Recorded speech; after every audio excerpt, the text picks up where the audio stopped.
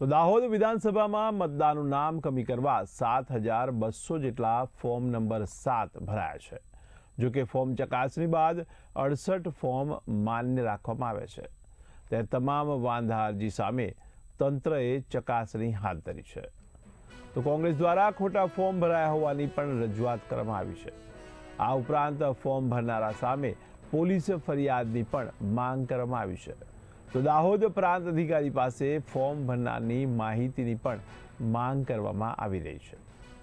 આજે દાહોદ જિલ્લા કોંગ્રેસ સમિતિ અને દાહોદ શહેર કોંગ્રેસ સમિતિ વતી અમે પ્રાંત સાહેબને આવેદનપત્ર આપવા આવ્યા હતા કે એસઆઈઆરની જે પ્રક્રિયા છે એની અંદર જે સાચા મતદારો છે એમના ખોટી રીતે નામ કમી કરવામાં આવી રહ્યા છે।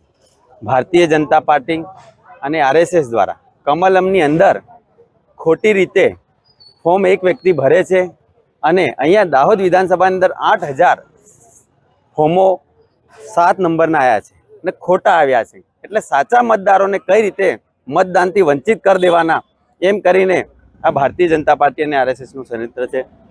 તો અમે આજે પ્રાંત સાહેબને રજૂઆત કરવા આવેલા કે સાહેબ આ સાચા મતદારો રહી ના જાય। દાહોદ વિધાનસભાની અંદર 2,98,000 મતદારો છે, હાલમાં 2,42,000 મતદારો રહ્યા છે। તો એની અંદર જે 18,000 મતદારો છે એમને નોટિસો ઇસ્યુ કરવામાં આવી છે, તો એ કયા મતદારો અને જે 42,000 મતદારો ટોટલ બાકી રહી ગયા છે એ કયા મતદારો રહી ગયા, કેટલા એમાં મરણ પામેલા છે કે માહિતી નહીં આપે તો અમે પ્રાંત કચેરીનો પણ ઘેરાવ કરશું કે સાચા મતદારો રહી ના જાય એના માટે। દાહોદ જિલ્લા કોંગ્રેસ પ્રમુખ હર્ષદભાઈ નીનામા।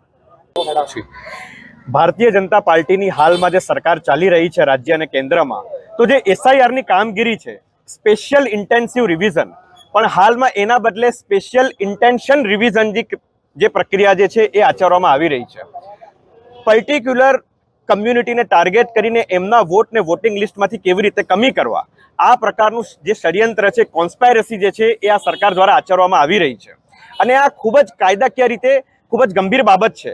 જો આ પ્રકારની પ્રક્રિયા થતી રહેશે, લોકોને ખબર પણ નહીં હોય ને એમના વોટ કમી થાય છે, જો એ પ્રકારની કાર્યવાહી જો ચાલતી રહેશે તો જે તે કન્સર્ન બીએલઓ છે, જે તે તંત્ર સાથે જે કામ કરી રહેલા જે લોકો છે એમના પર પણ કાયદાકીય જે પ્રક્રિયા જે છે એ આવનારા સમયમાં અમે લોકો આચરીશું અને જે તે પ્રકારે કન્સર્ન એફઆઈઆર જો કરાવવી પડે તો એ પણ અમે કરાવીશું। વ્રત શાહ એડવોકેટ।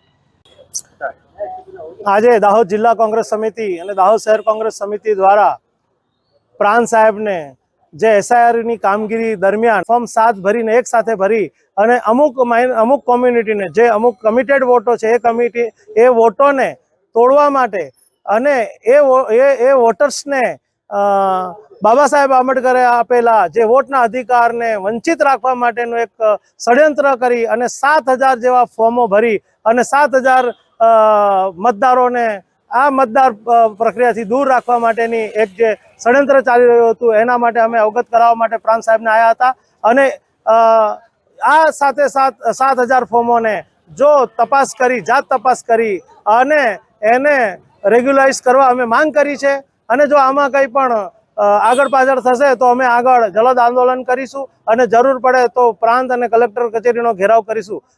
આસિફ સૈયદ, પ્રમુખ દાહોદ શહેર કોંગ્રેસ સમિતિ।